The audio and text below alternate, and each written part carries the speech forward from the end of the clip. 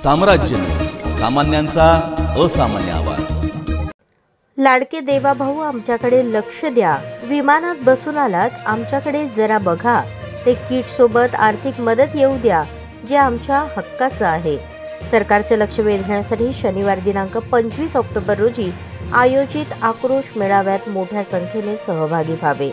अतिवृष्टी आणि प्रचंड महापुरात नुकसान झालेल्या पूरग्रस्त शेतकरी, महिला, युवकांच्या विविध हक्कांच्या मागण्यांसाठी ड्रीम फाउंडेशन, युवा मंच, वसव संगम शेतकरी गटातर्फे आक्रोश मेळावा शनिवार दिनांक 25 ऑक्टोबर रोजी सकाळी 11 वाजता हत्तरसंग कुडल येथून सुरुवात करून लाडके देवाभाऊ आमच्याकडे लक्ष द्या, विमानतळ उद्घाटनासाठी लाखो रुपये खर्च केलेत, आमचे लाखोंचे नुकसान झाले, हजारोत काय मदत करताय, तुमचा एक दिवसाचा दौऱ्याचा खर्च लाखोंचा असतो, आमचं उभं पीक गेलं, शेतातील माती गेली, घरे उद्ध्वस्त झाली, अजून वाट कसली पाहताय?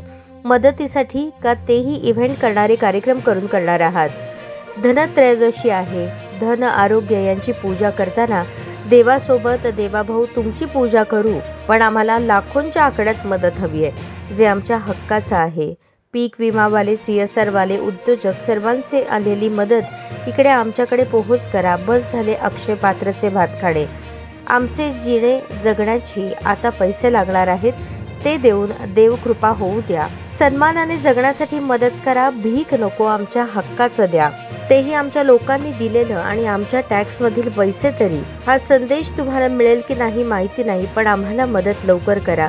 मीही एक पूरग्रस्त शेतकरी, काशीनाथ गाव, हत्तरसंग तालुका, दक्षिण सोलापूर।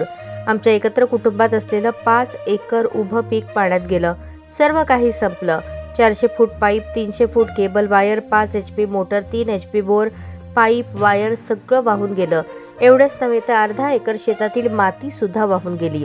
माझ्यासारखे हजारो लोकांचे नुकसान झाले आहे, त्यांना लवकरात लवकर आर्थिक मदत मिळावी। दुसऱ्यांनी दिलेलं धान्य वाटणारे तुमचे नेते इकडे पाठवू नका, आता कॅश नाही तर डायरेक्ट मदत आमच्या शेतकऱ्यांच्या खात्यावर लवकर मिळावी। शनिवारी 25 ऑक्टोबर रोजी आमच्या संपूर्ण कुटुंब आणि पूरग्रस्त शेतकरी, महिला, युवक, विद्यार्थी आक्रोश मेळावा घेणार आहोत, तर याची लवकरच दखल घ्यावी ही विनंती। मोडून पडला संसार तरी मोडला नाही कणा, हे जुनं झालं आता। मोडून पडलं घर, वाहून गेले संसार, उद्ध्वस्त झालं शेत, आता मदत देतो म्हणा।